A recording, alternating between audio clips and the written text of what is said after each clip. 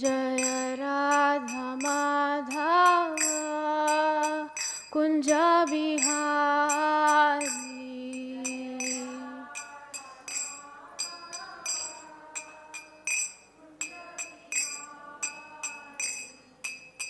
गोपी जन वल्लभ गिरिवरधारी।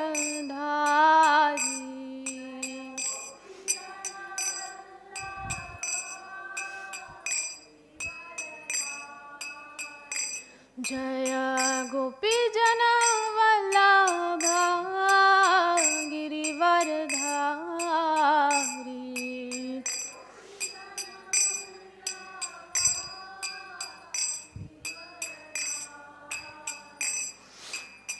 यशोदानंदन व्रजजनरंजन।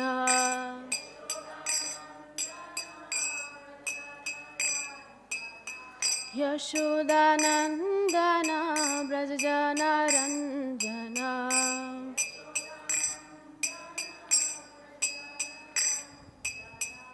जमुना तीरा वनचारी।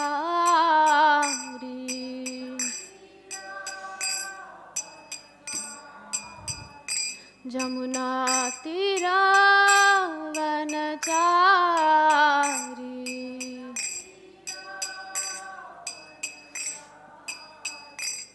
जय Radha Madhav Kunj Bihari.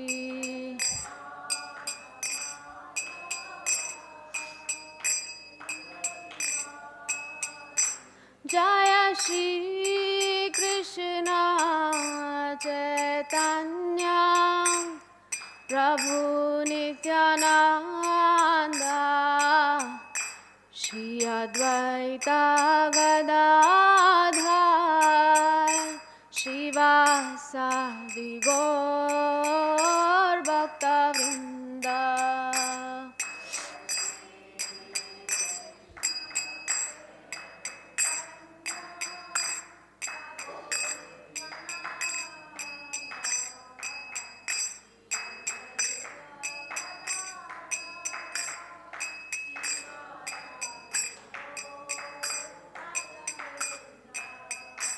Hare Krishna, Hare Krishna, Krishna Krishna, Hare Hare, Hare Rama, Hare Rama, Rama Rama, Hare Hare.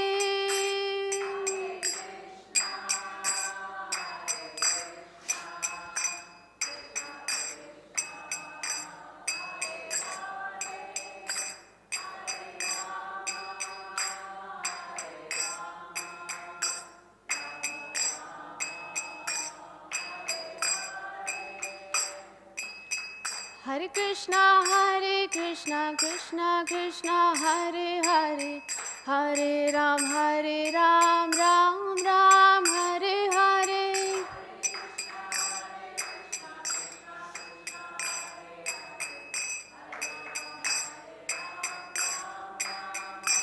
Jaya Radha Madhava, Radha Madhava Radhe.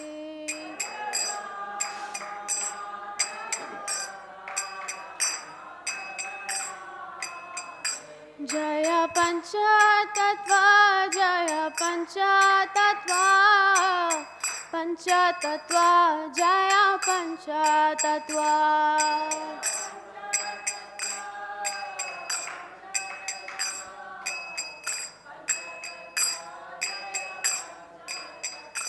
जय गौरनिताय, गौरनिताय, गौरनिताय, जय गौरनिताय।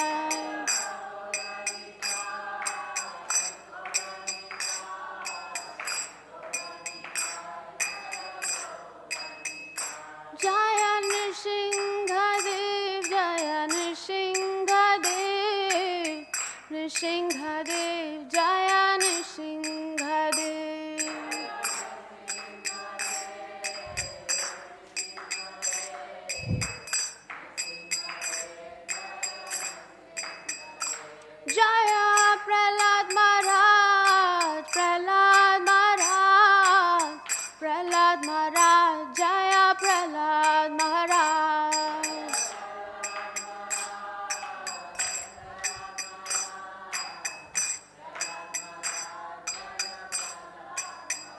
जय जगन्नाथ जय जगन्नाथ जय बलदेवा जय सुभद्रा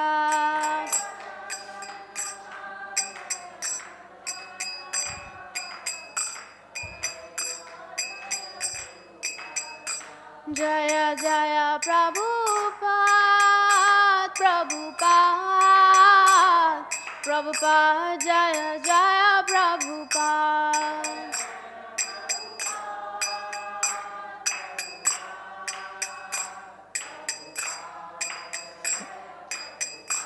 जय जय गुरुदेव गुरुदेव गुरुदेव जय जय गुरुदेव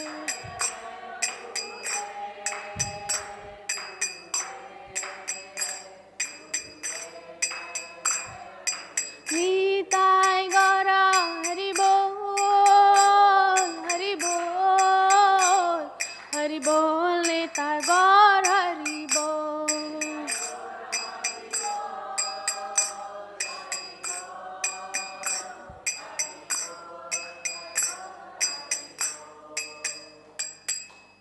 जय विष्णुपाद परमहंस परिव्राजकाचार्य अष्टोत्तर श्री श्रीमद् अभय चरणारविंद भक्ति वेदांत स्वामी जगतगुरु श्रील प्रभुपाद की इस्कॉन बीबीटी संस्थापकाचार्य जगतगुरु श्रील प्रभुपाद की जय जय विष्णुपाद परमहंस परिव्राजकाचार्य अष्टोत्तर श्री श्रीमद् श्रील भक्ति सिद्धांत सरस्वती गोस्वामी महाराज श्रील प्रभुपाद की साक्षात वैराग्य मूर्ति श्रील गौर किशोरदास बाबा जी महाराज की जय सच्चिदानंद श्रील भक्ति विनोद ठाकुर की जय वैष्णव सार्वभौम श्री जगन्नाथ दास बाबा जी महाराज की जय जरूप सनातन भट्ट रघुनाथ श्री जीव गोपाल भट्टदास रघुनाथ षड गोस्वामी प्रभुगण की जय नामाचार्य श्रील हरिदास ठाकुर की जय प्रेम से कहो श्री कृष्ण चैतन्य प्रभु नित्यानंद श्री अद्वैत गदाधर श्रीवासदि गौर भक्त वृंद की जय श्री श्री राधा कृष्ण गोप गोपीनाथ श्याम कुंड राधा कुंड गिरि गोवर्धन की जय वृंदावन मथुरा धाम की जय अयोध्यापुरी द्वारकापुरी धाम की जय जगन्नाथपुरी धाम की जय जगन्नाथ बलदेव सुभद्रा महारानी सुदर्शन की जय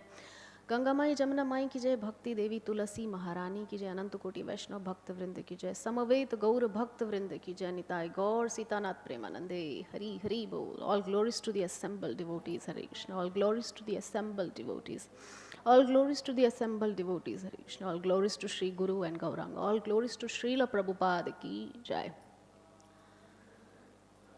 Om Namo Bhagavate Vasudevaya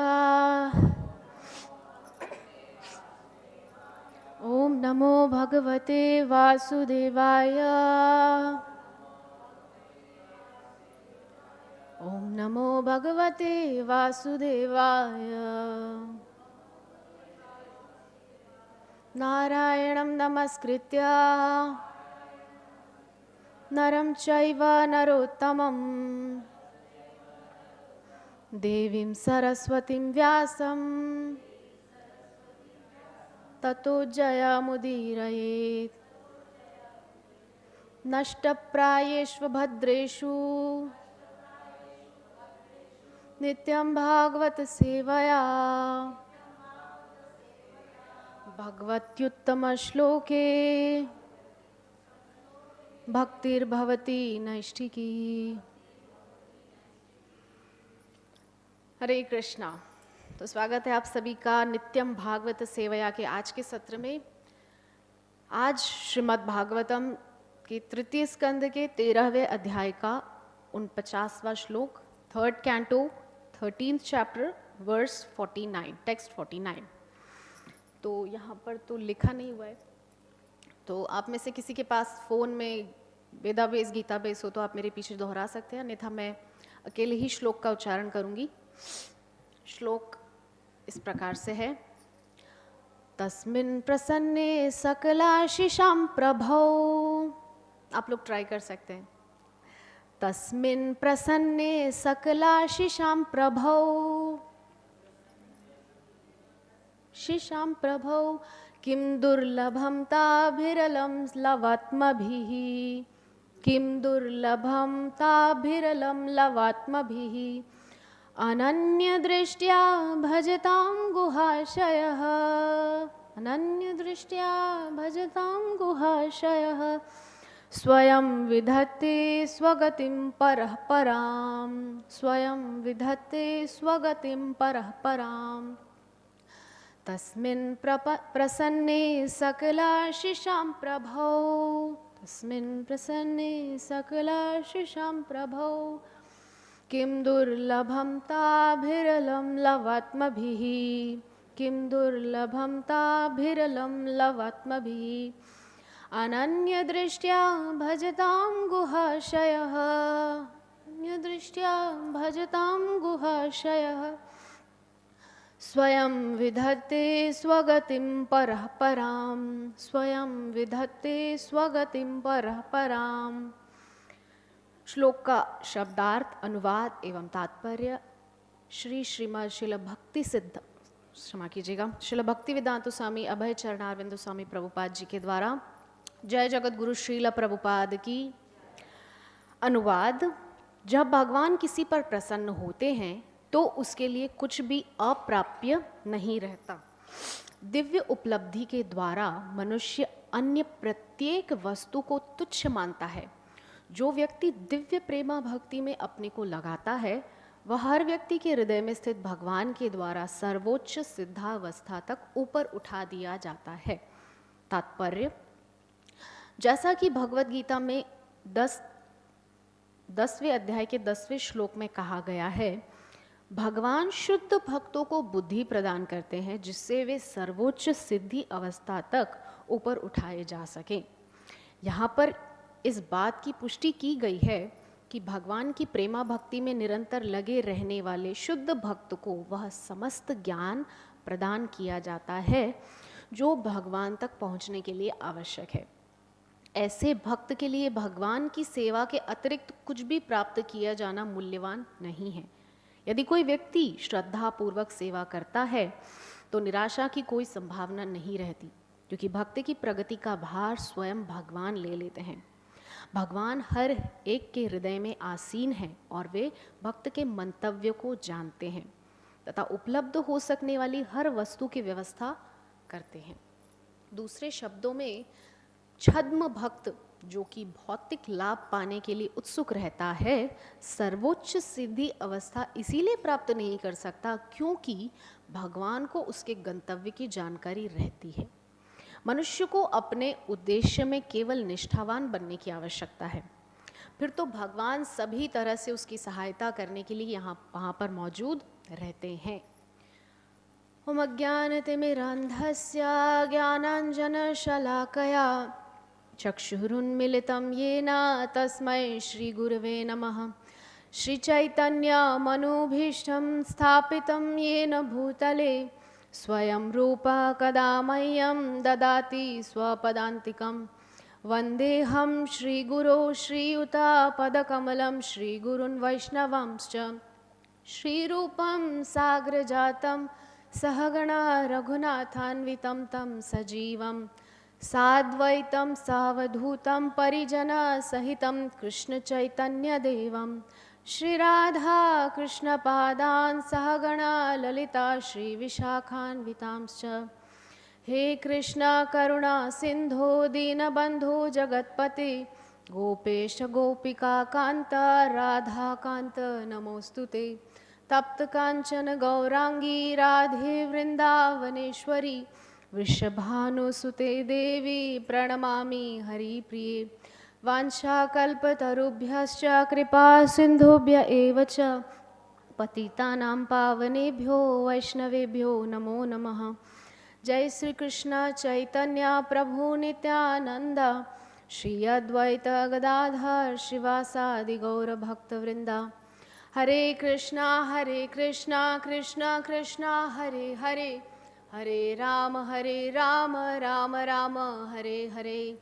नमो ओम विष्णुपादाय कृष्णपृष्ठाय भूतले श्रीमते भक्तिवेदांत स्वामी निति नामिने। नमस्ते सारस्वते देवे गौरवाणी प्रचारिणे निर्विशेष शून्यवादी पाश्चात्य देशतारिणे। नमो विष्णुपादाय कृष्णपृष्ठाय भूतले श्रीमते जय पताका स्वामी निति नामिने। नमो आचार्य पादाय निताय कृपा प्रदायिने गौर कथा धामदाय नगर ग्राम तारिणे। मूकं करोति वाचालं पंगुं लंघयते गिरिं यत्कृपातमहं वन्दे श्रीगुरुं दीनतारिणं परमानन्दमाधवं श्रीचैतन्य ईश्वरं। हरि ओम तत्सत्। हरे कृष्णा। तो श्लोक जो है बहुत सुंदर है। सबसे पहले हम देख लेते हैं जो अध्याय चल रहा है उसका नाम है वराह भगवान का प्राकट्य। तो देखिए, वराह भगवान का प्राकट्य विभिन्न विभिन्न कल्पों में, मनवंतरों में, विभिन्न विभिन्न परिस्थितियों में हुआ है। जैसे कि एक श्वेत वराह कल्प हुआ था। श्वेत वराह कल्प में भगवान श्वेत वराह के रूप में आए थे। उनका जो पूरा बॉडी का जो कॉम्प्लेक्शन था, जो उनके देह वपु का जो रंग था, वो था पूरी तरह से सफ़ेद, श्वेत। इसीलिए उस कल्प को ही श्वेत वराह कल्प कहते हैं। और भगवान श्वेत वराह के रूप में आविर्भूत हुए थे। उसके विपरीत जिस मनवंतर की चर्चा हम कर रहे हैं, अर्थात जिसमें हिरण्याक्ष का वध हुआ भगवान के द्वारा, वो भगवान उसमें रक्त वर्ण के आए थे। रक्त वर्ण यानी कि लाल वर्ण था भगवान का, और एक तरह से भूरा वर्ण था, जिसकी वजह से उस कल्प को मतलब ये जो कल्प चल रहा है उसकी चर्चा है, और भगवान रक्त वर्ण के हैं। श्वेत वराह कल्प में भगवान ने हिरण्याक्ष का वध नहीं किया था, किंतु उस कल्प में भगवान आए और पृथ्वी जो कि रसातल में पहुंच चुकी थी उसको ला करके पुनः अपनी क्या बोलते हैं, ऑर्बिट, कक्षा, जो हर एक ग्रह की एक कक्षा होती है, उस कक्षा में उस ग्रह को यानी कि पृथ्वी को स्थापित किया। उसके पश्चात भगवान ब्रह्मा को जो इंस्ट्रक्शंस देने थे वो दे करके और फिर चले गए। लेकिन ये जो भगवान रक्त वर्ण के जब आए थे वराहदेव, तब भगवान ने हिरण्याक्ष का वध भी किया, पृथ्वी को भी जो है उसकी कक्षा में स्थापित किया, और भगवान के स्पर्श से एक असुर का जन्म हुआ था। आप लोग, बहुत सारे लोग जानते भी होंगे, बहुत सारे लोग नहीं भी जानते होंगे। उज्जैन में एक बहुत प्रसिद्ध मंदिर है, आप लोग जानते हैं, मंगलनाथ करके? नहीं जानते होंगे, ज़्यादातर लोग नहीं जानते। तो ये जो मंगलनाथ मंदिर है, यहाँ पर जो लोग मंगल दोष से ग्रस्त होते हैं उसके लिए विशेष पूजा वहाँ पर करवाई जाती है। अब वैसे तो ये ग्रह है मंगल, लेकिन ये मंगल ग्रह आया कहाँ से? ये जो कथा है ये वराहदेव की लीला से संबद्ध है। जब भगवान पृथ्वी को अपने टस्क कैसे बोलेंगे हिंदी में, अपनी दंत जो मालाएं थी, जो बड़े बड़े जो दंत हैं, हम जानते हैं ना, नॉर्मल जो सुअर होता है उसके ऐसे दांत नहीं होते, उसके तो नॉर्मल दांत होते हैं। लेकिन जो जंगली सुअर होता है, अगर किसी ने देखा हो यूट्यूब में, गूगल में, या पर्सनली किसी ने कभी कोई जू में या नेशनल पार्क में देखा हो, तो उनके जो दो बड़े बड़े जो दांत होते हैं, तो उस पर पृथ्वी को स्थित करके, स्थापित करके भगवान उसको रसातल से ऊपर लाए। और फिर भगवान ने जब स्पर्श हुआ पृथ्वी का, तो पृथ्वी गर्भवती हुई थी भगवान वराहदेव के स्पर्श से। और क्योंकि उस समय पर जो है असुर का प्रभाव था पृथ्वी के ऊपर, तो वो जो संतान है वो असुर हुई, जिसका हम सभी जानते हैं। कृष्ण लीला में एक असुर आया था, नाम था भौमासुर। आप जानते हैं ना, भौमासुर। और मुझे आज भी याद है, बचपन में जब मैंने देखा था, इंदौर में हम रहते थे, तो एक कैलेंडर आया करता था, उसमें मंगल नहीं लिखा होता था, मंगलवार को भौम लिखा होता था। आप लोगों ने कभी अपने जीवन में इस चीज़ को लक्ष्य किया होगा, भौम लिखा होता है बहुत सारे कैलेंडर्स में, रवि, सोम, भौमवार। तो वही भौमासुर अर्थात मंगल पृथ्वी से उत्पन्न हुआ, पृथ्वी से उत्पन्न हुआ। और क्योंकि असुर था तो भगवान ने उसको मारने का निश्चय किया। लेकिन पृथ्वी माता ने भगवान से प्रार्थना की और कहा, मेरा पुत्र है, इसको आप छोड़ दीजिए, आपका भी पुत्र है, क्योंकि आप ही के स्पर्श से ये उत्पन्न हुआ है। किंतु आसुरिक गुण है उसके अंदर, क्योंकि उस समय पूरी पृथ्वी पर असुरों का, हिरण्याक्ष, हिरण्यकश्यपु दोनों ने मिलकर के पूरा तहस नहस कर रखा था पृथ्वी को। तो भगवान ने वचन दिया कि जब तक तुम स्वयं नहीं कहोगी, मैं तुम्हारे इस दुष्ट पुत्र को नहीं मारूंगा। तो जब भगवान भौमासुर को मारने जा रहे हैं, अब भगवान को तो पता है कि जब तक पृथ्वी देवी स्वयं नहीं कहेगी तो मैं उसके पुत्र को मार नहीं सकता, और माँ तो कहेगी कि नहीं, माँ तो कहेगी ही नहीं कि मेरे पुत्र को मारो, है ना। अब कौन है कृष्ण लीला में वो माँ? सत्यभामा, भूमि तत्व है ना। भगवान की दो मुख्य शक्ति है, श्रीदेवी और भूदेवी। तो भूदेवी आई है सत्यभामा बन के। अब वह सत्यभामा को याद नहीं है क्या मैंने वचन लिया था भगवान से। अब भगवान को सब स्मरण है, इसीलिए तो वो भगवान है ना। तो भगवान को स्मरण है अपना वचन। अब भगवान ने जैसे ही चलने लगे, सत्यभामा बोली मैं भी चलूंगी आपके साथ। भगवान तो चाहते हैं, हम तो चाहते ही आप चलिए हमारे साथ। तो खुद रथ को हाँक करके लेके जा रही है भगवान को बिठाकर। अब भगवान चले हैं तो भगवान देख रहे हैं कि सत्यभामा देवी बैठी है आगे सारथी बन के, लेकिन जब तक वो ना बोले मारे कैसे। तो भगवान खेल रहे हैं बस ऐसे ही, उधर से तीर चल रहे हैं, इधर से तीर चल रहे हैं, ऐसे खेल चल रहे हैं। सत्यभामा ने कहा क्यों खेल रहे हैं भगवान, आप मारिए इसको। जैसे ही उसने कहा, भगवान ने कहा हम तो इसी की प्रतीक्षा में थे, भगवान ने तुरंत एक ही बाण में उसको समाप्त कर दिया।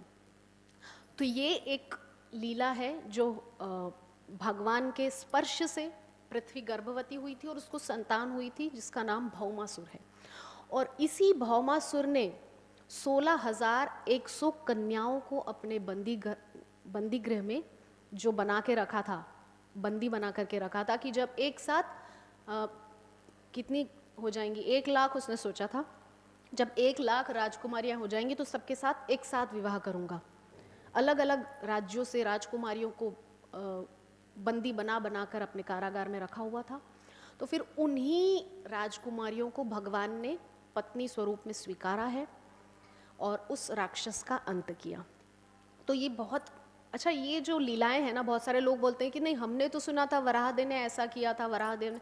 अब देखिए हर कल्प में भगवान आते हैं, हर कल्प में लीला में थोड़ा थोड़ा सा जो वेरिएशन आ जाता है ना। किसी कल्प में भगवान श्री कृष्ण जब आए रहे होंगे तो 16,100 से ज़्यादा, 108 से ज़्यादा उनकी जो है पटरानियाँ थी, उनकी रानियाँ थी। ऐसा भी हो सकता है। अब बहुत सारे लोग बोलते हैं कि इंडोनेशिया में जो बाली है उसका रामलीला से कनेक्शन है। बिल्कुल है, क्योंकि भगवान श्री राम वहाँ पर भी कभी गए होंगे, जो बाली द्वीप है जहाँ पर बाली रहता था। ये सब चीज़ें, ऐसा नहीं है कि भगवान सिर्फ भारत में सीमित होकर, भारत सिर्फ भगवान के लिए भारत ही थोड़ी, ये पूरी पृथ्वी भगवान की, भगवान जहाँ चाहे वहाँ लीला विस्तार कर सकते हैं। तो इसीलिए भगवान ने विभिन्न कल्पों में विभिन्न लीलाओं को विस्तार करके और विभिन्न रूप से भक्तों को आनंद प्रदान किया है। रक्षो वधाई न केवलम विभो, भगवान सिर्फ इन राक्षसों का वध करने के लिए थोड़ी आते हैं। वहाँ बैठे बैठे भ्रिकुटी ऊपर करेंगे तो क्या कह रहे हैं बिंदु जी, जो बहुत महान कवि हुए हैं, बहुत महान संत हुए हैं वृंदावन में। भ्रिकुटी के बल पर भगवान एक भ्रिकुटी उठाते हैं तो सागर सप्त उबलते देखा। भगवान एक भ्रिकुटी टेढ़ी कर लें तो सप्त सागर जो है ना वो उबलने लगते हैं भय के मारे। तो ऐसे भगवान क्या बैठे बैठे राक्षस को नहीं मार सकते अपने लोक से? उनकी भ्रिकुटी टेढ़ी हुई और सागर सप्त भय से कांपने लगे। भय भी जिनके सामने भयभीत रहता है, ऐसे भगवान को क्या स्वयं कष्ट करके यहाँ आना पड़ेगा उस राक्षस को मारने के लिए? नहीं, ये सब तो अपने लोक में बैठे बैठे कर सकते हैं आराम से। लेकिन यहाँ क्यों आते हैं? अपने भक्तों के साथ रेसिप्रोकेट करने। और मुख्य एक और कारण है धर्म संस्थापनार्थाय, क्योंकि धर्म स्थापित रहेगा तभी तो ना भगवान के विषय में लोग जानेंगे, सुनेंगे, समझेंगे और भगवान की प्राप्ति के लिए लालायित होंगे। धर्म ही नहीं होगा तो भगवान के विषय में कौन जानेगा? अब देखिए चाइना जो है एथेइस्ट कंट्री है पूरी तरह से। हालांकि भगवान की कृपा से, श्रील प्रभुपाद की कृपा से आज चाइना जैसे एथेइस्ट देश में, नास्तिक देश में भी बड़े ज़ोर शोर से प्रचार हो रहा है। कई सारे बड़े बड़े टेम्पल सेंटर खुले हैं। हाँ, हमारे महान महान जो वर्तमान के जो गुरुवृंद हैं वो बड़ा कठोर परिश्रम करके, श्रीमद जयपताका स्वामी गुरु महाराज, कविचंद्र महाराज, बड़े महान संत, ये सब जाकर के प्रचार करते हैं तभी तो ना। तो इसी कारण से चाइना जैसे एथेइस्ट कंट्री, नास्तिक देश में भी प्रचार हो रहा है। तो हम आते हैं हमारे श्लोक पर, जो बहुत सुंदर श्लोक है। तो अनुवाद में कह रहे हैं कि जब भगवान किसी पर प्रसन्न होते हैं तो उसके लिए कुछ भी अप्राप्य नहीं रहता। जब भगवान नृसिंहदेव बैठे हैं, हिरण्यकशिपु का वध कर चुके हैं और भयंकर क्रोधाग्नि में भगवान तप रहे हैं, तो भगवान के सामने साक्षात श्री प्रेषिता देवई, देवताओं ने लक्ष्मी जी को पठाया है, भेजा है कि जाइए। पत्नी ही शांत कर पाती है जब पति क्रोध में होता है। हालांकि ये बात उतनी सही नहीं है, पत्नी को देख के और भी क्रोध आ सकता है, सिचुएशंस वो अलग अलग हो सकती। लेकिन बात ये है कि लक्ष्मी जी के जाने के पश्चात भी भगवान नृसिंहदेव का क्रोध शांत नहीं हो रहा है। तब भगवान ब्रह्मा, नारद जी, इन सब ने देखा कि केवल प्रहलाद जी ही ऐसा सामर्थ्य रखते हैं जो भगवान नृसिंहदेव को शांत कर सके, क्योंकि उन्हीं के लिए आए ना भगवान, उन्हीं की रक्षा के लिए आए हैं, उन्हीं को उस असुर पिता से बचाने के लिए आए थे भगवान, इसीलिए वही शांत कर सकते हैं। तो प्रहलाद प्रेषयामास, तो भगवान के पास प्रहलाद को भेजा गया कि आप शांत कीजिए। तो भगवान तो प्रहलाद जी का मुखारविंद देखते ही एकदम उनके आंखों से अश्रुपात होने लगा। एक क्षण भी वो अपने अश्रुओं को रोक नहीं पाए। भगवान नृसिंहदेव कुछ और सोच ही नहीं पाए कि मैं क्या करने आया था, मैं क्यों आया था। वो सब भूल गए, हिरण्यकशिपु का वध, असुर का प्रभाव, सब कुछ भूल गए। जैसे ही प्रहलाद जी का मुख देखा तुरंत रोने लगे और हाथ जोड़कर भगवान स्वयं क्षमा याचना कर रहे हैं कि मुझे बहुत देर हो गई पुत्र आने में, मुझे क्षमा कर देना, मेरी वजह से तुमको बहुत कष्ट उठाने पड़े। तो भगवान अपने आप में इतना ग्लानि का अनुभव कर रहे हैं। यद्यपि भगवान तो भगवान है, भगवान को इस प्रकार से ग्लानि का कोई कारण ही नहीं बनता, किंतु फिर भी भगवान ग्लानि अनुभव कर रहे हैं। क्यों? क्योंकि भगवान नहीं चाहते कि एक क्षण के लिए भी भक्त कष्ट में रहे। लेकिन यहाँ पे एक और चीज़ देखने वाली है कि अगर ऐसा है तो क्यों प्रहलाद जी को इतने कष्ट भोगने पड़े। लेकिन अगर प्रहलाद जी कष्ट नहीं भोगते तो जो प्रहलाद जी आज हैं वो नहीं होते। प्रहलाद जी 12 महाजनों में से एक है ना, वो होते क्या? नहीं होते। दुर्योधन, सभी कौरव बैठ करके राजपाट को भोग रहे हैं और भगवान के भक्त वन में डोल रहे हैं। देखिए, वो दुष्ट है, साक्षात कली का चेला दुर्योधन, साक्षात कली ही, चलता फिरता कली दुर्योधन बैठ करके राजपाट भोग रहा है, वो मौज उड़ा रहा है राजपाट में, वहां पे राज्य में रह करके, राजमहलों में रह करके मौज उड़ा रहा है। और भगवान के भक्त धूल छान रहे हैं, वन वन भटक रहे हैं। हाँ, तो भगवान इससे क्या साबित कर, पूरी मतलब विपरीत परिस्थिति। देखिए, भगवान के भक्त कष्ट उठा रहे हैं और भगवान के विरोधी मौज उड़ा रहे हैं। तो भगवान ये स्थापित करना चाहते हैं, ये सिद्धांत स्थापित करना चाहते हैं कि ये आप मान के चलो कि मेरे भक्त को भी कष्ट उठाना पड़ेगा ही, और वो कष्ट उठाएगा तभी वो मेरे भक्त, महान भक्त की पदवी पर बैठ पाएगा। जब मैं उसे सहायता करूंगा तब तो वो मतलब ठीक है, वो भक्त फिर भी आगे बढ़ जाएगा। लेकिन मैं सहायता ना करूं, मैं सिर्फ साथ में खड़ा रहूं।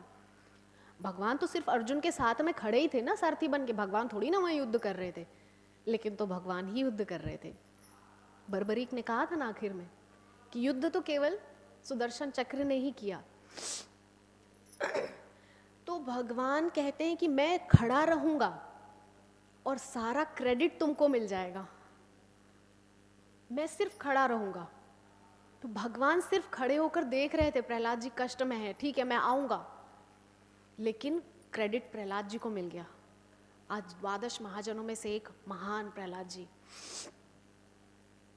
इसी प्रकार से भगवान जब जिस पर प्रसन्न हो जाए, जिस पर रीझ जाए, उसके लिए कुछ भी अप्राप्य नहीं है, कुछ भी ऐसा नहीं है जो वो प्राप्त नहीं कर सकता।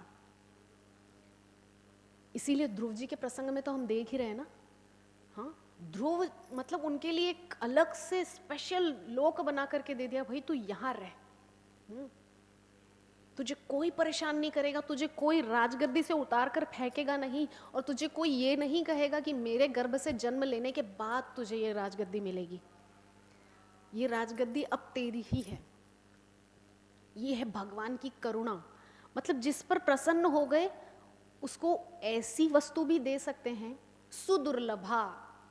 सुदुर्लभा यानी कि देवताओं के लिए भी दुर्लभ है ऐसी चीज। ऐसी चीज भगवान अपने भक्त को सहज में दे देते हैं, ऐसे ही दे देते हैं। क्योंकि ध्रुव जी के चरित्र में पूर्व जन्म में वो थे ना, क्या बोलते हैं, एक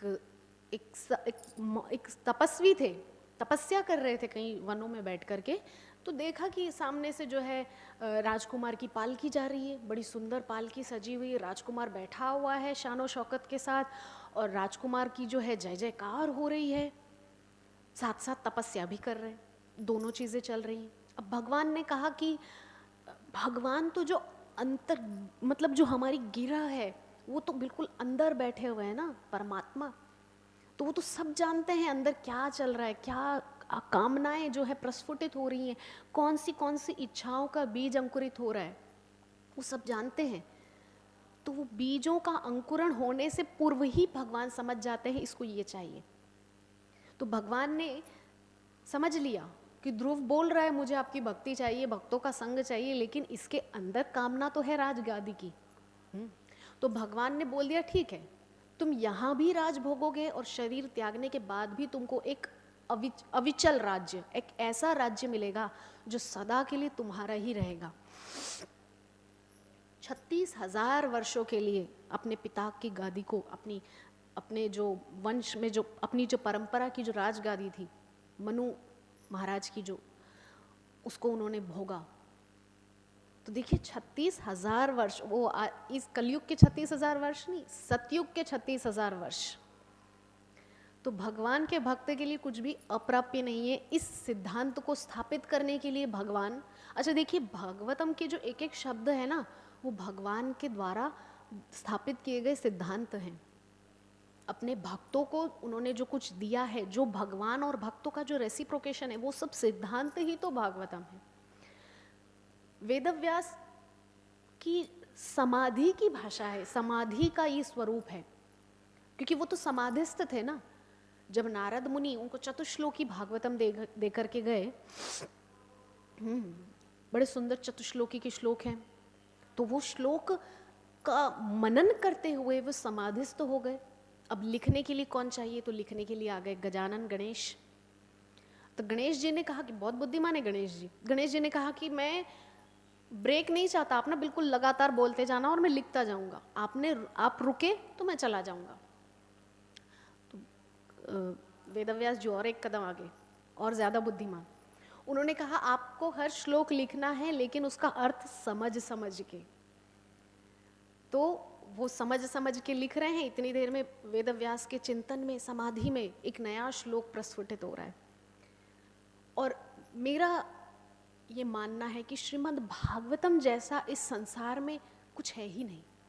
श्रीमद् भागवतम जैसा जो ये समुद्र है, जब जब आप इसके अंदर डुबकी लगाएंगे एक नया रत्न हाथ में लेके निकलेंगे, और वो रत्न आपको नित्य नित्य नए नए नवीन नवीन अनुभव कराएगा, भगवत प्रेम की अनुभूति।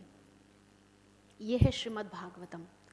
यद्यपि चैतन्य चरितामृत इसका भी और बहुत और अद्भुत रूप है, क्योंकि वो श्रीमद् भागवतम का क्या कहना चाहिए, ये स्नातक है, वो स्नातकोत्तर है, पीजी, पोस्ट ग्रेजुएशन।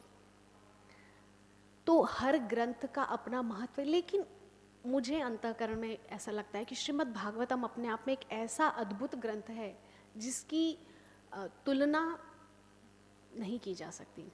तुलयाम लवेनापि न स्वर्गम न पुनर्भवम भगवत संगी संगत्या मर्त्यानाम किमुताशिषः। कि मतलब भगवान के जो भक्त हैं, भगवान के जो ग्रंथ हैं, भगवान की जो लीलाएं हैं, भागवतम जो है, इनका संग करना, इसकी तुलना किसी से नहीं की जा सकती। तुलयाम लवे नापी न स्वर्गम न अपुनर्भवम, स्वर्ग से भी इसकी तुलना नहीं की जा सकती। न अपुनर्भवम, अपुनर्भव बोलते हैं किसको? वैकुंठ को, जहाँ से पुनः आना नहीं पड़ता। वैकुंठ भी छोटा है इस श्रीमद् भागवतम के सामने। वैकुंठ भी तुच्छ साबित कर दिया भक्तों ने इस भागवतम के सामने। इसीलिए तो जब आए थे देवता कि आप ये हमारा अमृत ले लो और हमको ये भागवतामृत दे दो, क्व काच क्व मणि कथा, सुखदेव जी ने फटकार दिया था उनको, चले जाओ यहाँ से, अपना ये कांच का टुकड़ा लेकर आए हो मेरी मणि के बदले में देने को? ये मेरी मणि है भागवतम, और तुम्हारा ये कांच का टुकड़ा है, फेंक दो इसको। इसका मतलब ये नहीं कि अमृत को तिरस्कार करने का भाव था। अमृत का अपना महत्व है, लेकिन वो अमृत भले ही मृत्यु को हटा सकता है, लेकिन ये तो मृत्यु के भय को ही हटा देता है। तभी तो ना शुकदेव गोस्वामी अंत में पूछ रहे हैं परीक्षित से कि क्या अब भी तुमको ये भय है कि तुम मरोगे? तो परीक्षित जी बोल रहे नहीं, अब मैं मरूंगा ऐसा भय मेरा जा चुका है, अब ये शरीर मरेगा बस। और जैसे ही शुकदेव गोस्वामी व्यासासन से उठ करके जाने लगे, उनके जाने के विरह से ही तुरंत आत्मज्योति निकला है परीक्षित जी का, और भगवत धाम की ओर चला गया। मतलब भागवतम के विरह को वो एक क्षण भी नहीं सह सके परीक्षित जी महाराज। जैसे ही भागवतम का विश्राम हुआ, उनके शरीर का उनसे जो है अलग हो गए शरीर से। तो तक्षक ने तो मात्र जो है दाह संस्कार किया था आकर के, तक्षक तो केवल उस शरीर को फूंका और चला गया, है ना। तो श्लोक पे हम पुनः आएंगे। तो दिव्य उपलब्धि के द्वारा मनुष्य अन्य प्रत्येक वस्तु को तुच्छ मानता है। ये जो भागवतम है और भगवत प्रेम जो है, इसकी उपलब्धि जिसको हो जाती है वो हर वस्तु को तुच्छ मानता है फिर। इसीलिए तो प्रहलाद जी कुछ मांग ही नहीं पाए भगवान के सामने। भगवान 3-4 बार रिपीट कर रहे हैं, बार बार बोल रहे हैं नृसिंहदेव कि मांग लो पुत्र, मांग लो, मैं देना चाहता हूँ। भगवान वात्सल्य से इतना भर गए नृसिंहदेव कि जिह्वा से चाट रहे हैं प्रहलाद जी को। इतना वात्सल्य उनके अंदर उमड़ रहा है, जैसे कि युग युगों से ऐसा कोई भक्त उनको मिला ही नहीं जिसको अपने हृदय से लगा करके, अपनी छाती से लगा करके उसको इतना लाड़ लड़ा सके।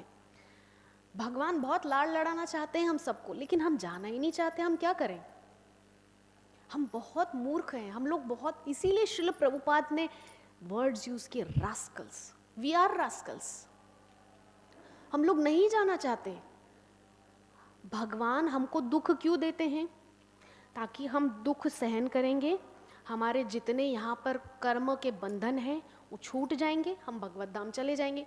जैसे ही दुख आता है हम भगवान से बोलते हैं भगवान दुख दूर कीजिए। भगवान बोलते हैं अरे भाई मैंने दुख दिया ही इसलिए था ताकि तू दुखों से पूरी तरह से त्रस्त होकर के मेरे पास वापस आ सके और तेरे जितने कार्मिक अकाउंट से वो क्लियर हो जाए। लेकिन अब तू फिर दुख से दूर होना चाहता है, तो अब मैं क्या करूँ? तो भगवान क्या करें? भगवान हमारे आगे मजबूर हो जाते हैं। भगवान चाहते हैं कि हमारे सारे दुख कष्ट जो कुछ है दे करके, हमारा जो भी कर्म का लेखा जोखा है वो सब समाप्त करके हमको अपने पास ले जाएं। लेकिन हम अलाउ नहीं करते भगवान को। नहीं, हमको तो सुख चाहिए। अरे भाई दुखालय में तो सुख पाएगा कैसे? मूर्ख। भगवान तो बैठे बैठे यही सोचते रहते हैं वहाँ अपने धाम में बैठे बैठे। लेकिन हम लोगों के हिसाब से ये मटेरियल जो डिज़ायर्स हैं, ये जितने भी इंटेंगलमेंट्स हैं, ये भौतिक बंधन जो हैं, ये ज़्यादा हमें अपने लगते हैं, बजाय इसके कि वो जो अनंत काल से हमारा अपना है उसके, हाँ, अनादिकाल से हमारे अपने हैं। कल मैं जब करते वक्त एक विचार कर रही थी कि एक पुराना गीत है, हालांकि इस मंच से उस सब प्रकार की चीज़ों का वर्णन नहीं होना चाहिए, यद्यपि मेरे मन में विचार आया और भगवान के प्रति मैंने उस भाव को रखा कि तेरे जैसा यार कहाँ कहाँ ऐसा यार आना। भगवान के जैसा सुहृद, भगवान के जैसा मित्र, भगवान के जैसा हमारा हितैषी इस पूरी सृष्टि में कोई नहीं है, कोई नहीं है, कोई नहीं है। लोग बोल सकते हैं मेरी माँ मुझे बहुत प्रेम करती है, मेरे पिताजी मुझे बहुत प्रेम करते हैं, मेरे पति मेरा बहुत ख्याल रखते हैं। Nonsense, it's all nonsense. सब कुछ के पीछे एक स्वार्थ है, एक स्वार्थ है, एक स्वार्थ है बस। विदाउट एनी पर्सनल इंटरेस्ट आपको कोई कुछ नहीं करेगा, आपको कोई कुछ नहीं देगा, आपके लिए कोई कुछ नहीं सोचेगा। लेकिन भगवान हमारा हितैषी क्यों है? भगवान हमारे हितैषी इसीलिए हैं क्योंकि वो हमारा हित चाहते हैं। उनका अपना ऐसा नहीं कि हम उनके धाम में चले जाएंगे तो हम उनको बहुत कुछ दे देंगे उनको। अरे वो आप्त काम है, वो पूर्ण काम है, उनको किसी की ज़रूरत नहीं है। वो अपने आप में ही संतुष्ट हैं, वो अपने आप में ही संपूर्ण हैं, उनको किसी की ज़रूरत नहीं है। कोई आए जाए किसी से उनको कुछ लेना देना नहीं है। वो अपने आप में ही सदैव संतुष्ट रहते हैं। लेकिन हमारे दुखों के कारण वो हमको अपने पास ले जाना चाहते हैं। जब वो देखते हैं कि ये तो नहीं समझ रहा है, इसका एकमात्र हित मेरे धाम में आने से ही होगा, लेकिन हमको तो बस संसार के तुच्छ सुख ही चाहिए। जो व्यक्ति दिव्य प्रेमा भक्ति में अपने को लगाता है, वह हर व्यक्ति के हृदय में स्थित भगवान के द्वारा सर्वोच्च सिद्धावस्था तक ऊपर उठा दिया जाता है। तो भगवान की प्रेमा भक्ति में लगने से जो परमात्मा अंदर बैठे हैं ना, वो हमको इतना ऊपर उठा देते हैं। आप लोग खुद सोचिए, सभी अपने अपने हृदय में सोचिए कि भक्ति में आने से पहले हम कहाँ थे, क्या थी हमारी सिचुएशन, कौन जानता था हमें। तेरी बंदगी से पहले मुझे कौन जानता था। जब से तुमसे हुई है यारी, मुझे हर कोई पहचानता है। भगवान से जब से जुड़े हैं, जब से प्रभुपाद के इस मूवमेंट में, इस इस्कॉन में आए हैं, हर कोई सम्मान करता है। माला झोली देख करके, तिलक देख करके, शिखा, कंठी, साड़ी, धोती देख करके हर कोई सम्मान करता है।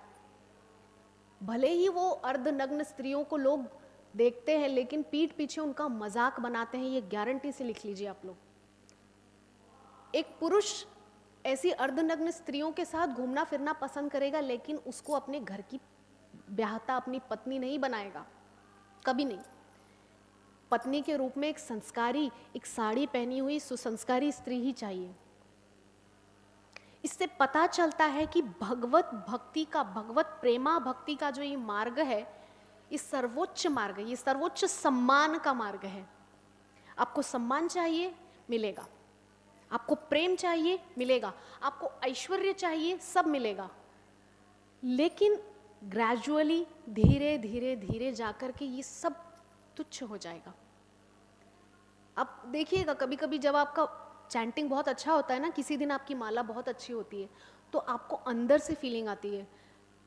एक दिन पहले तक आपने सोचा होगा मुझे ये साड़ी खरीदनी ही खरीदनी है, चाहे जो हो जाए। लेकिन जिस दिन आपकी माला अच्छी हो, साधना अच्छी हो, उस दिन आपको विचार आएगा, छोड़ो ये सब चीज़ों में मुझे अपना पैसा, समय, एनर्जी वेस्ट नहीं करना है। मुझे प्रेम प्राप्ति करनी है, मुझे कृष्ण प्रेम प्राप्ति करनी है। क्योंकि वो साड़ी 2 दिन में पुरानी हो जाएगी, फिर उससे मन हट जाएगा, फिर दूसरी के पीछे भागने का मन होगा। मतलब तो सेटिस्फैक्शन जो है वो क्षणिक है, टेम्पररी है, वो स्थायी नहीं है, परमानेंट नहीं है। तो इसीलिए भक्ति का मार्ग सर्वोच्च है, सर्वोच्च सिद्धावस्था तक हमको उठा देता है। कौन जानता था कि प्रहलाद जी महाराज को भगवान इतना दुलार देंगे। वो तो इतना कष्ट भोग रहे थे, क्या क्या नहीं किया। मतलब हिरण्यकश्यपु ने तो लिमिट्स क्रॉस कर दी।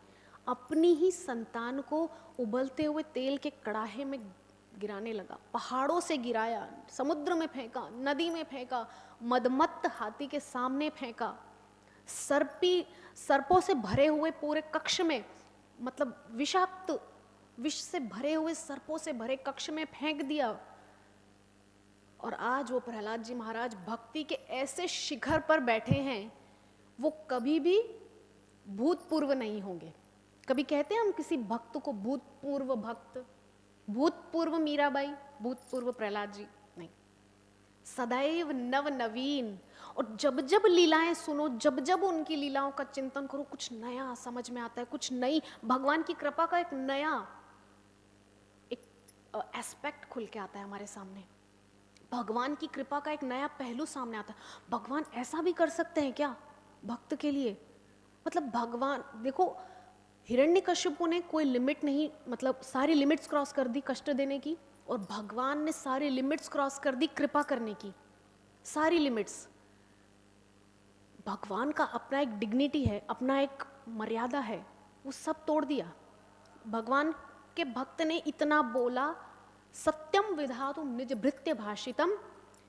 खंबे में है भगवान, भगवान को खंबे से, उनका कोई प्लान नहीं था कि खंबे से आना है, लेकिन भक्त ने बोल दिया भाई, निज भृत्य भाषितम, उनके भृत्य ने बोल दिया, उसको सत्य सिद्ध करने के लिए भगवान खंबे से आ गए।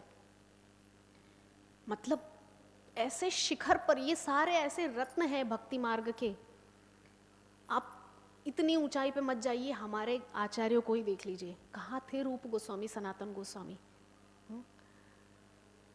जोहार लगाते थे नवाब हुसैन शाह के सामने, ऐसे जोहार लगाते हैं ना राजा के सामने, जोहार लगाते फिरते थे। और आज उनके सामने हम दंडवत होते हैं, जीव मात्र उनके सामने दंडवत होता है। ऐसे शिखर पर पहुंच गए भक्ति करके, कहाँ से कहाँ। ये भक्ति जो है ना, ये सफर है फर्श से अर्श तक का।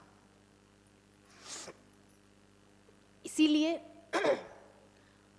देखने में बाहर के लोगों को ये स्पिरिचुअल लाइफ जो है, ये भक्तिमय जीवन जो है, ये नीरस लगता है, बोरिंग लगता है। और वो जो जीवन है वो रंग बिरंगा, चमचमाता, माया देवी की लाइटिंग्स बड़ी बड़ी, है नहीं, ऐसी लाइटिंग्स होती है ना पब्स में, डिस्कोथेक्स में, बड़ी अच्छी लगती है देखने में, लेकिन वो बहुत टॉक्सिक है अंदर से। हम अभी कुछ दिन के लिए बाहर गए थे, यद्यपि वो तीर्थ दर्शन था, लेकिन मैं अपना अनुभव बता रही हूँ कि मुझे मायापुर में आकर ही शांति मिलती है। यद्यपि हम लोग गए थे धाम, मैं धाम का नाम नहीं लूँगी, अपराध हो सकता है, तो गंगा का किनारा वहाँ भी है, गंगा का किनारा यहाँ भी है, लेकिन यहाँ जैसे गौर हरि के प्रेम की छाँव है वहाँ नहीं है। यद्यपि गौर हरि वहाँ भी गए थे, लेकिन ये गौर हरि की आविर्भाव की भूमि है। तो ऐसी गौर भूमि को छोड़ करके संसार में कहीं भी आनंद नहीं आ सकता। इस गौर हरि की भूमि में जगह जगह प्रेम ही प्रेम है। भक्तों के सानिध्य में प्रेम, डीटी को दर्शन करो तो प्रेम, आनंद, सेवा में प्रेम, कहीं सेवा मिल जाए छोटी तो प्रेम। अब कोई बोलता है कि सेवा का फल क्या? अरे भाई, सेवा ही फल है। आपने भजन किया, साधन किया, धामवास किया, उसका फल ही सेवा है, सेवा ही फल है। हाँ, तो सेवा के माध्यम से प्रेम, मतलब कण कण में केवल प्रेम। अब बहुत सारे लोग बोलते हैं कि आप जो है यहाँ पर दोनों का कंपैरिजन करना चाह रहे हैं। मैं किसी धाम से किसी धाम का कंपैरिजन नहीं कर सकती, मेरी उतनी सामर्थ्य नहीं, मेरी उतनी औकात नहीं। मैं बस अपना अनुभव बता रही हूँ कि ये जो मायापुर धाम है ना, ऐसा सुख कहीं नहीं है भूमि पर, क्योंकि श्रीमती राधा रानी के द्वारा बसाया हुआ है ये मायापुर धाम।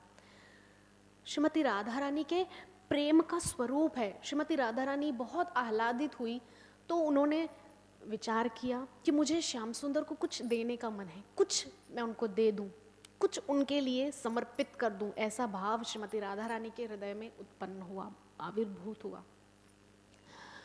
तो श्रीमती राधा रानी का वो भाव, वो आह्लाद, मायापुर के रूप में स्थापित हो गया पृथ्वी पर।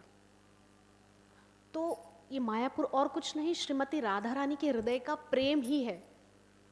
तो इसी भूमि पर क्यों आए गौर हरि? इसीलिए ना, क्योंकि श्रीमती राधा रानी ने प्रेम स्थापित किया था यहाँ। और गौर हरि तो साक्षात श्री राधा कृष्ण मिलित तनु हैं। तो हम पुनः हमारे श्लोक पर आते हैं। तो जैसा कि भगवत गीता में 10:10 कहा गया है, भगवान शुद्ध भक्तों को बुद्धि प्रदान करते हैं। बहुत अद्भुत श्लोक है श्रीमद् भगवत गीता का 10वें अध्याय का 10वां श्लोक। तेषाम सतत युक्तानाम भजताम प्रीतिपूर्वकम ददामि बुद्धि योगम तम ये न माम उपयांति ते। कि जो सतत युक्त होकर के प्रीति पूर्वक, देखिए भजन की पद्धति पहली लाइन में बता दी गई कि भजन कैसे करना है।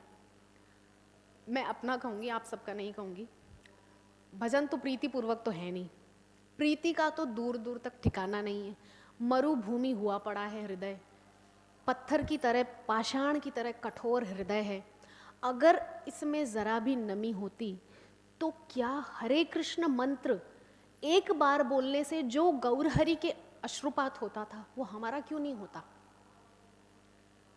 रूप गोस्वामी, सनातन गोस्वामी, षड गोस्वामी, सारे आचार्य, हरिदास ठाकुर, श्रील भक्ति सिद्धांत सरस्वती ठाकुर प्रभुपाद, श्रील प्रभुपाद इसी हरे कृष्ण मंत्र को जप करके आह्लाद से आंसुओं को बहाने लगते थे, अश्रुपात करने लगते थे।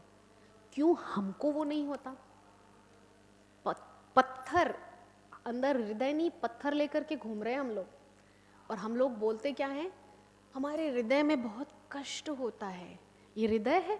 ये हृदय होता तो हरि नाम सुन करके, हरे कृष्ण, राधा रानी तो एक बार कृष्ण सुन लेती थी तो कहीं कहीं मास की उनको समाधि लग जाती थी, कहीं कहीं मास के लिए मूर्छित हो जाती थी श्रीमती राधा रानी, मूर्छा नहीं खुलती थी उनकी। कृष्ण नाम सुन करके गौर हरि तो कहीं कहीं दिनों के लिए मूर्छित पड़े रहते थे कृष्ण नाम सुन करके। बाजू में बैठे हैं स्वरूप दामोदर गोस्वामी, गदाधर पंडित, सब चेष्टा कर रहे हैं गौर हरि को वापस चेतन करने की, लेकिन गौर हरि उठते नहीं। कृष्ण नाम की ऐसी मूर्छा उनको लगी है, लेकिन हमको कुछ फर्क नहीं पड़ता।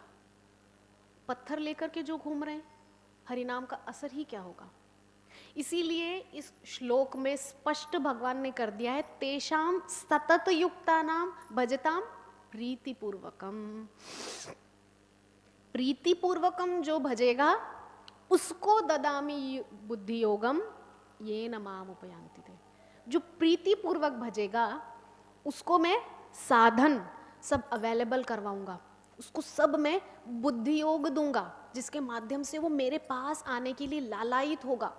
उसके अंदर भी ऐसी ऐसी आकांक्षा उत्पन्न हो जाएगी कि वो छटपटाएगा। मीराबाई तो रह नहीं पाती थी कृष्ण के बिना। मीराबाई अपने भजनों में लिख रही हैं इस बात को कि हरि बिन कैसे जीऊं सखी, रहा नहीं जाता था उनसे। हम लोग तो बड़े आराम से रह रहे, घर में तो ऐसे हम अपने काम में लगे रहते हैं जैसे कि बस यही सब कुछ है।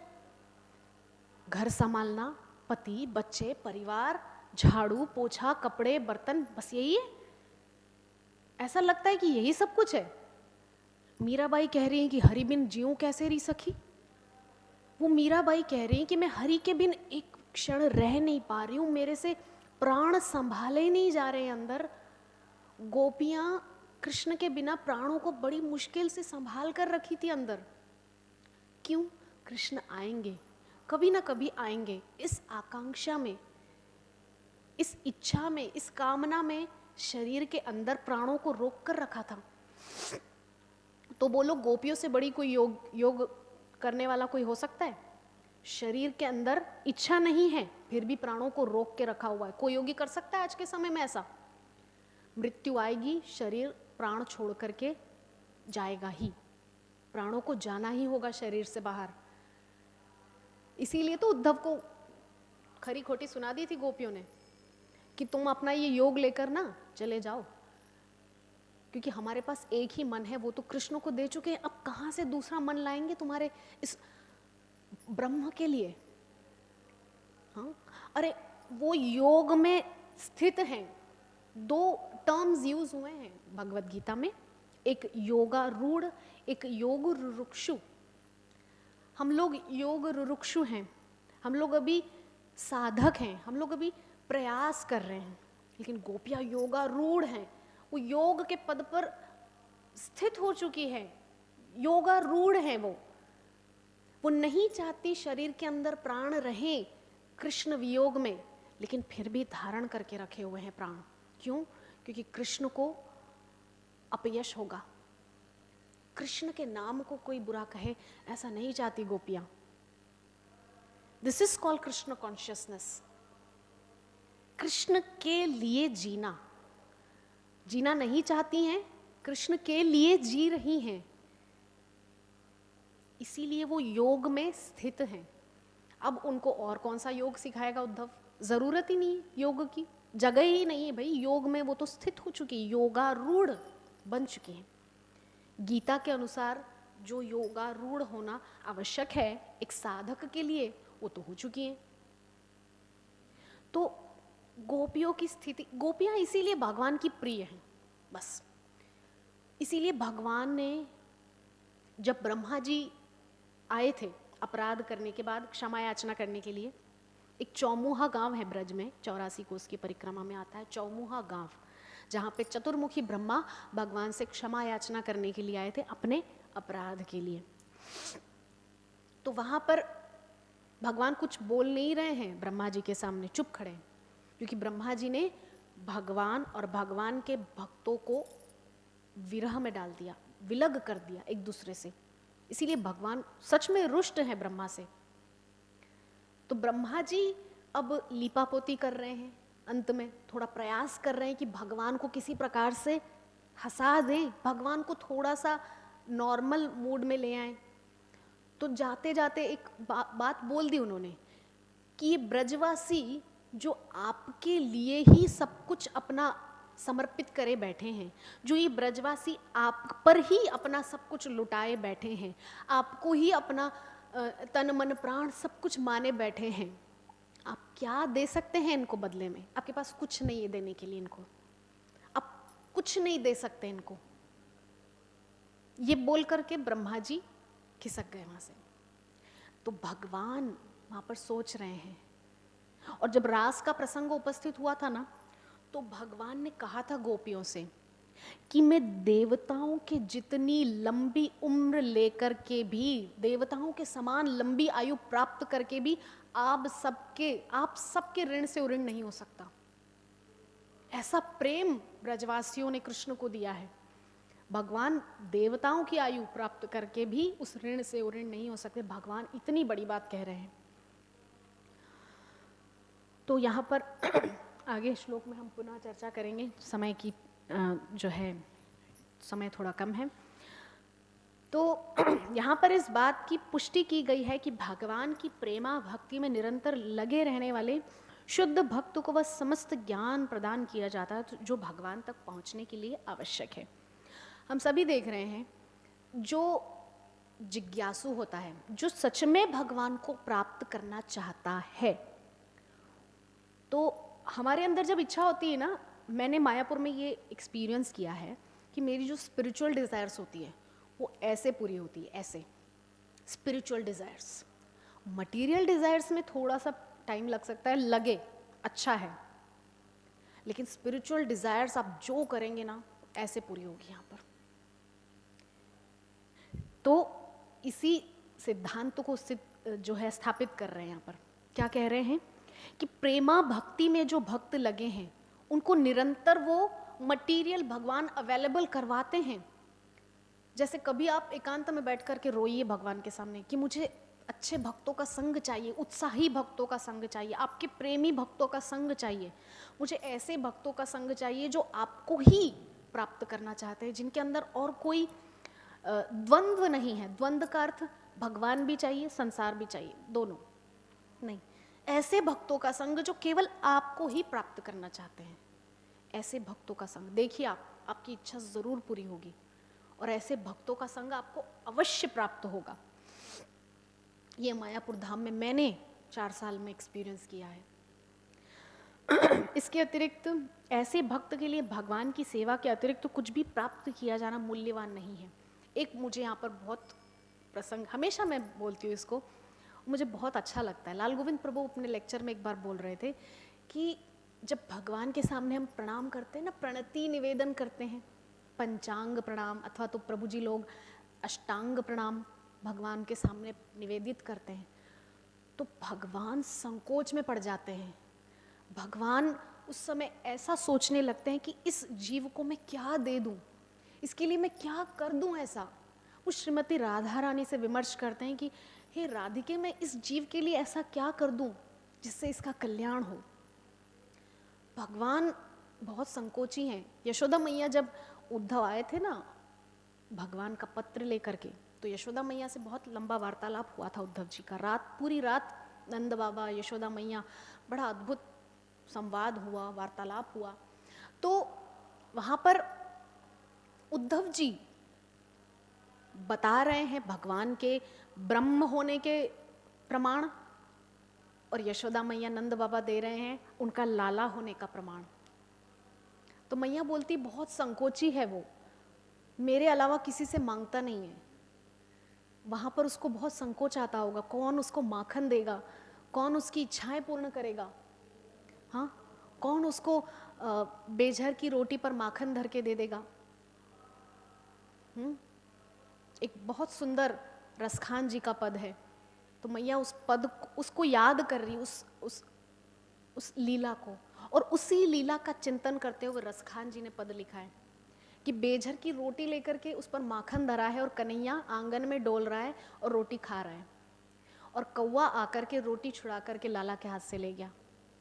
अब लाला रोने लगा, मुझे तो वही रोटी चाहिए। अनंत कोटि ब्रह्मांड नायक यशोदा मैया के आंगन में एक रोटी के लिए ऐसे रो रहा है जैसे कि उसके पास दूसरी रोटी ही नहीं है। क्यों? मैया को सुख प्रदान करने के लिए, मैया को वात्सल्य की वो पराकाष्ठा तक ले जाने के लिए जिसका वो सुख भोगना चाहती है, वात्सल्य का। वो सुख माता को प्रदान करने के लिए भगवान ऐसी अनूठी लीला कर। भगवान को क्या कमी है? क्या वो खाने के लिए आते हैं हमारे जीवन में? हाँ, अगर उनको खाना हो तो उनके पास उनकी श्रीमती राधा रानी है जो नित्य नवीन व्यंजनों का भोग उनके सामने निवेदित करती है। उनको क्या जरूरत है मेरे जैसे तुच्छ के हाथ का खाएंगे? न शुचिता है, न जीवन में पवित्रता है, न साधन है, न साधना है, न भक्ति है, न प्रेम है, न प्रीति है, न भाव है, कुछ नहीं है। क्यों? जस्ट हमको अपने से जोड़ने के लिए। आप देखिएगा, जब आप अपने घर के विग्रहों की सेवा करते हैं तो एक संबंध स्थापित होता है। वो संबंध स्थापित हो, इसीलिए तो आचार्यों ने विग्रह आराधन दिया है, अच्छा विग्रह की आराधना दी है। तो हर चीज के पीछे कुछ साइंटिफिक रीजन है, विम्सिकली कुछ भी नहीं हो रहा है, ऐसे सन के ढंग से कुछ भी नहीं हो रहा है। हर चीज के पीछे कुछ ना कुछ कारण छुपा हुआ है। समय हो चला है, मैं जल्द से जल्द इस श्लोक को यहाँ पर विराम करना चाहूँगी और जल्दी से हम थोड़ा सा और ब्रीफली एक चर्चा करेंगे कि यदि कोई व्यक्ति श्रद्धापूर्वक सेवा करता है तो निराशा की कोई संभावना नहीं रहती। ध्रुव जी निराश हुए क्या? यहाँ भी निराश नहीं हुए, वहाँ भी निराश नहीं हुए। यहाँ भी राज्य मिला, वहाँ तो अचल राज्य मिल गया। कबीरदास जी बहुत सुंदर पद लिख रहे हैं, पावा अचल अनुपम ठाऊं, हरि नाम का गान करके अचल अनुपम ठाऊं। ऐसा ठाऊं को कैसे बोलेंगे? ठिकाना। एक ऐसा उनको पूरा भगवान ने अपना लोक दे दिया, भाई तू खुश रहे अपने लोक में। ये है भगवान की भक्ति का फल। निराश नहीं किया भगवान ने, जो चाहिए था ले ले भाई। अब इसका मतलब ये नहीं कि हम भगवान के सामने तो पिटारा ही खोल के बैठ जाए, हमको ये दे दो, फलाने ने ढिमकाना दे दो, ऐसा भी नहीं करना है। भगवान के सामने बिल्कुल हमको क्लियर रहना है कि हाँ चाहिए, अगर ज़रूरत है तो उसके प्रति उसके लिए हम भगवान से प्रार्थना कर भी लें, लेकिन जो विलासिता की आवश्यकताएं हैं उसके लिए तो हमको भी बचना चाहिए कि हम भगवान से मांगते फिरें कि एक गाड़ी होती तो अच्छा होता था, मायापुर में थोड़ा सा टेम्पल दूर है, ज़रूरत ही नहीं है मायापुर में, तो भाई सब कुछ वॉकिंग डिस्टेंस पर है, फिर भी अगर लगता है तो 2 पहिया गाड़ी है, काहे को 4 पहिया लेना है और काहे को विस्तार करना। ये जो विस्तार है ना हमको और फंसाता है। जितना विस्तार करेंगे, कल 10 साड़ियाँ थी आज 50 साड़ियाँ हो गई, तो अब 50 साड़ियों को रखने के लिए बड़ी अलमारी, और वो बड़ी अलमारी छोटी, हम क्या बोलते हैं अलमारी छोटी पड़ गई, अलमारी छोटी नहीं पड़ी, सामान बड़ा हो गया, सामान ज़्यादा हो गया। मूर्ख हैं हम लोग अपने तर्कों को ऐसे प्रस्तुत करते हैं जैसे कि वही सत्य सिद्धांत है संसार में। तो क्योंकि भक्त की प्रगति का भार स्वयं भगवान ले लेते हैं। बहुत सुंदर श्लोक है ना भगवत गीता में, योगक्षेमं वहाम्यहम् अनन्यांश चिंतयन्तो माम ये जनाः पर्युपासते तेषां नित्याभियुक्तानां योगक्षेमं वहाम्यहम्। पूरा योगक्षेम मैं वहन करता हूँ उसका, मेरे भक्त का। उसको इतनी सी भी खरोंच नहीं आ सकती। प्रहलाद जी को आई, बीमार भी पड़े क्या एक बार? नहीं, क्या क्या कष्ट नहीं सहने पड़े, एक खरोंच तक नहीं आई। क्यों? भगवान योगक्षेम वहन कर रहे हैं उनका, भगवान उनके पीछे ढाल बन के निरंतर खड़े हैं, निरंतर उनके पास हैं परमात्मा रूप में। भगवान हर एक के हृदय में आसीन है, लेकिन देख कौन पाता है? एक बार श्रीमद् भक्ति चारू स्वामी गुरु महाराज अपने लेक्चर में बोल रहे थे, तो किसी ने पूछा होगा कि भक्त के हृदय में परमात्मा किस रूप में रहते हैं? तो बोले वैसे तो सबके अंतःकरण में भगवान चतुर्भुज का क्षीरोदक्षाय विष्णु के रूप में विराजमान है, लेकिन जब भक्त प्रेमा भक्ति के मार्ग पर आ जाता है तो उसके हृदय में द्विभुज मुरलीधर आ जाते हैं, वो श्याम सुंदर, वो राधा रमण प्रकट हो जाते हैं।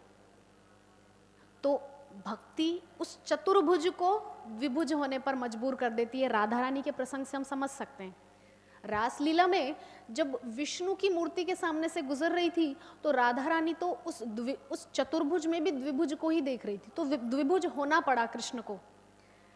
तो वो चतुर्भुज भी द्विभुज होने पर मजबूर हो जाएगा आपकी प्रेमा भक्ति के सामने। तो देखिए नीचे तो वहाँ पर गुरु महाराज के लिए पूजा स्टार्ट हो गई है। तो आप में से किसी का कोई प्रश्न, जिज्ञासा, मंतव्य, कमेंट, टिप्पणी हो तो आप लोग बोल सकते हैं। आप लोगों का बहुत बहुत धन्यवाद कथा में आने के लिए और सुनने के लिए, मुझे झेलने के लिए आप सभी का धन्यवाद। हरे कृष्णा। कोई प्रश्न, कोई प्रश्न, जिज्ञासा, कमेंट?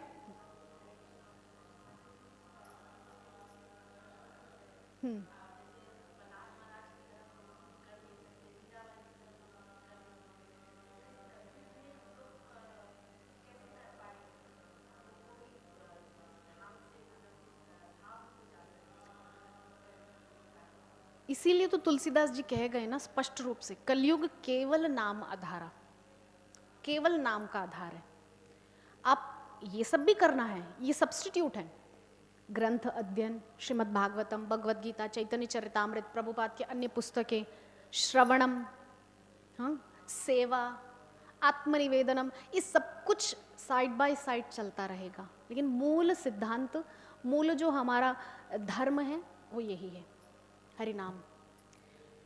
लेकिन वो निष्ठापूर्वक हम नहीं कर पाते, बहुत मुश्किल है, मैं तो कहूँगी असंभव है।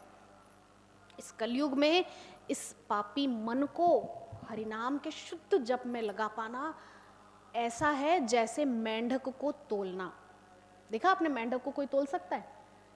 तराजू के 2 पलड़े हैं, इस तरफ मेंढक है, इस तरफ जो वो माप है जो 1 किलो का, तो वो टिकेगा मेंढक? वो तो फुदक के बाहर जाएगा। तो ये फुदकने वाला मेंढक लेकर के बैठे हैं हम अंदर। अब ये तो हमको हरि भजन में टिकने देगा नहीं, बहुत नीच है, बहुत बहुत दुष्ट है, इसकी परवाह नहीं करती। श्रील प्रभुपाद बहुत सरल सा सिद्धांत देते थे कि हरिनाम बोलना है, सुनना है, मन का तो काम ही किधर है। मन धीरे धीरे धीरे स्थिर होगा, वो अभी की बात नहीं है, वो बहुत बाद की स्टेज है। अभी हमको प्रयास करना है, हम बोलें और सुने अच्छे से, है ना? ठीक है, ठीक है, ये विश्राम करेंगे। ग्रंथराज श्रीमद् भागवतम महापुराण की, जगत गुरु श्रील प्रभुपाद की, निताई गौर सीतानाथ प्रेमानंदे, हरि हरि बोल। All glories to Srila